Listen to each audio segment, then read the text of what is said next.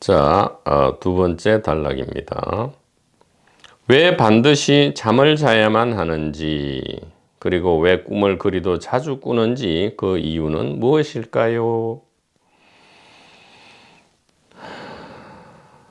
그렇죠. 우리가 잠을 안 잔다면, 그리고 또 막 머리를 복잡하게 하는 그런 복잡한 꿈, 주로 간혹 무서운 꿈도 꾸고요. 또 어떤 때는 대부분 특정 과업을 수행하죠. 특정 과업을 열심히 아무리 수행하려 해도 잘 안 돼요.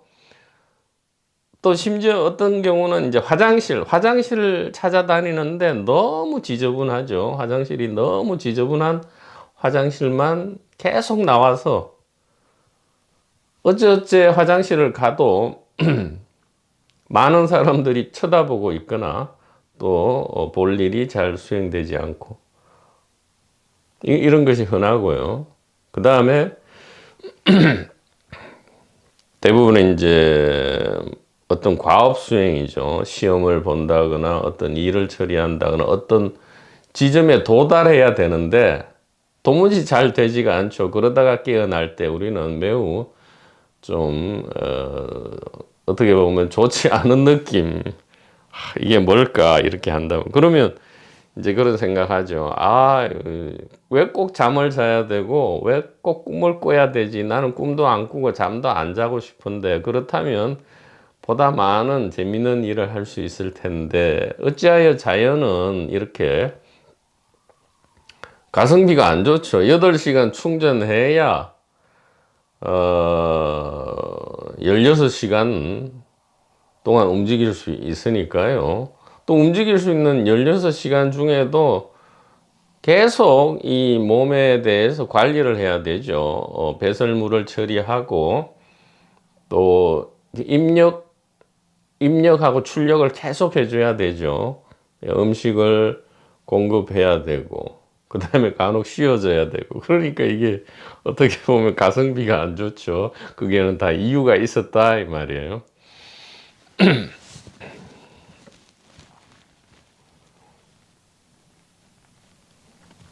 의식 안에서 모든 존재는 주기적으로 의식과 만나야 존재를 유지하는 데 필요한 에너지를 얻을 수 있습니다.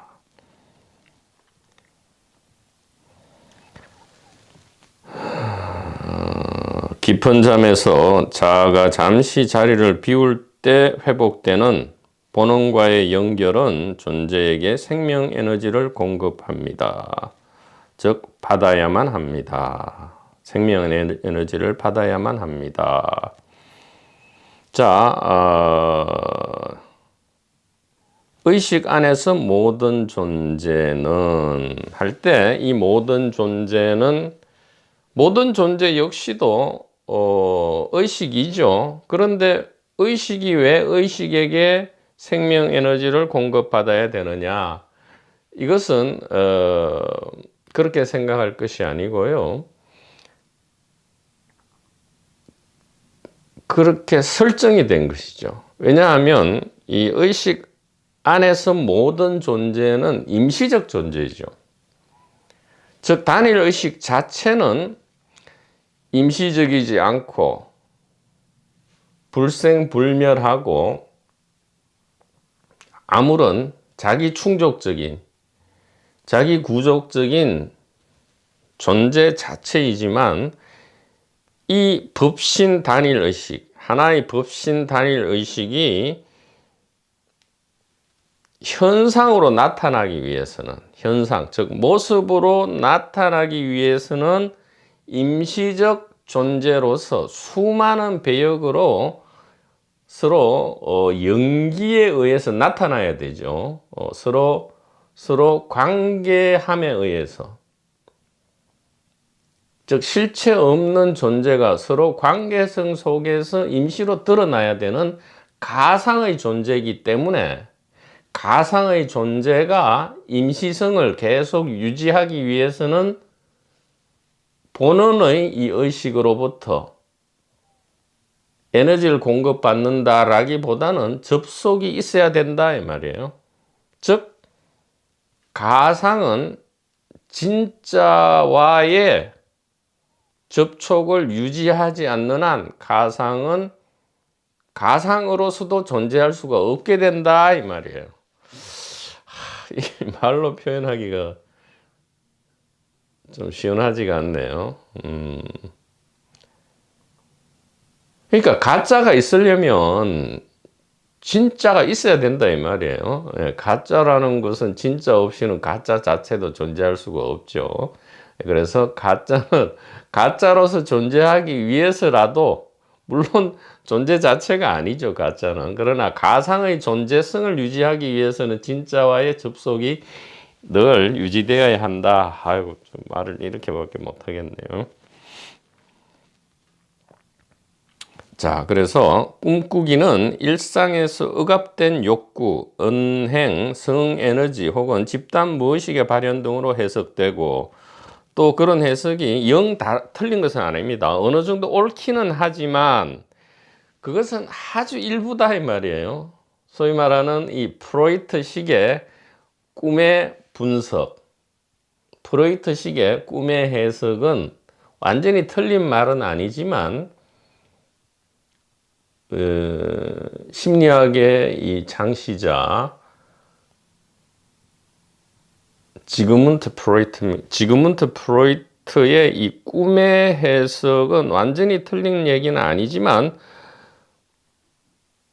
꿈꾸기에는 그보다 더 깊은 의미가 있습니다. 이렇게 이야기할 수 있습니다.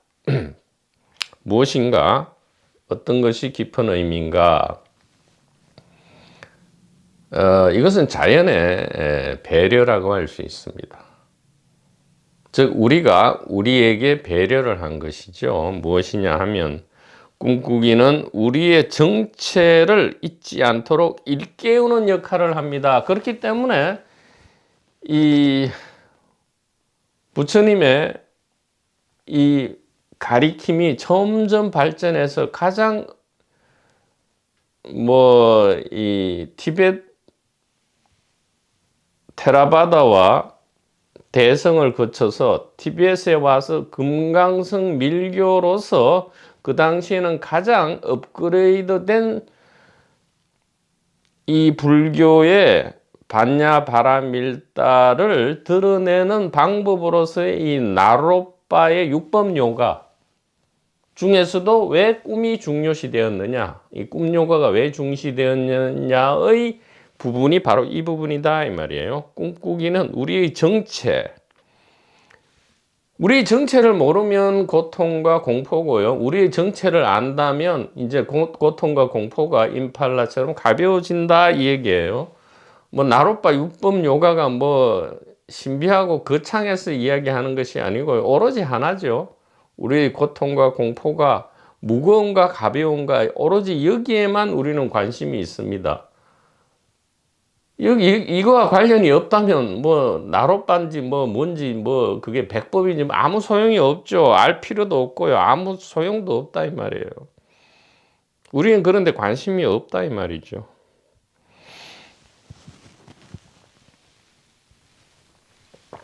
그럴듯한 말이나 그럴듯한 모양에는 아무 관심이 없다 이 말이에요. 그런 거는 얼마든지 만들어낼 수 있잖아요. 우리는 가짜와 이게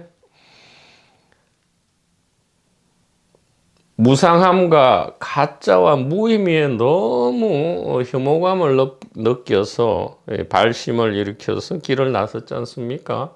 그런데 그런 모습이나 그런 그럴듯한 겉모습이나 말에 우리는 관심은 없다 이 말이에요.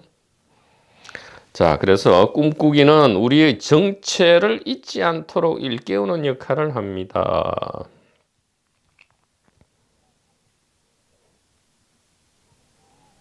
그것은 스피커 당신만의 말이 아닌가? 아니에요.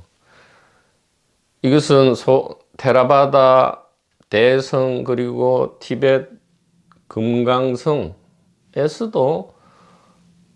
결국 결론에 이른 사실이다 이렇게 말씀드립니다. 꿈속의 경험과 비교하면 우리의 일상이 이토록 물질적으로 안정된 것이 얼마나 기이하고 신비한 일인지를 매일 느낄 수 있습니다. 그래서 우리의 이 일상이 너무 범상해져 가지고 평범하고 매너리즘에 빠져서 이것이 뭐 일상은 그냥 일상일 뿐 아니냐, 뭐 더 신비하고 멋진 것이 없느냐를 만약에 찾고 싶은 분이 계시다면 한번 꿈에 대해서 이해를 해보라 이 말이에요. 그러면 우리의 일상이야말로 얼마나 이 기적과 같은 마스터피스인지, 얼마나 진정한 생명 축제인지, 우리가 그냥 선택만 한다면, 그렇게 보기를 선택만 한다면 이 일상이야말로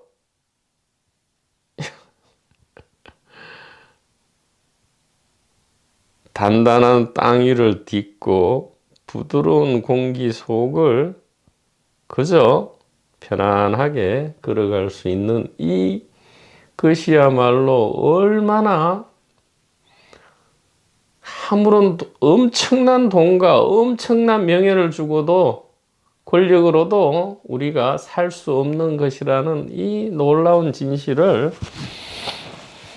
알게 됩니다. 이렇게 말씀드립니다. 꿈속의 경험과 비교하면 우리의 일상이 이토록 안정된 것이 얼마나 기이하고 신비한 일인지를 매일 느낄 수 있습니다. 그래서 우리가 소위 말하는 흑깨기라는 것이 있는데, 이 꿈에서 깨어난 줄 알았는데 역시 꿈속인 이런 경우가 많죠. 이 흑깨기를 한 3번, 4번 연속적으로 하고 나면 진짜 내가 죽어도 좋으니까 제발 이 안정된 현실로 가서 한 10분만 휴식했으면 좋겠다. 그러고는 죽어도 좋겠다. 이런 생각마저 들게 된다 이 말이에요. 그러니까 이 현재 우리가 그냥 평범하게 느끼고 아무런 느낌을 가지지 못하는 이 일상의 이 안정이야말로 얼마나 소중한 것인지 우리가 참으로 깜짝 놀라게 된다, 이렇게 말씀드릴 수가 있습니다.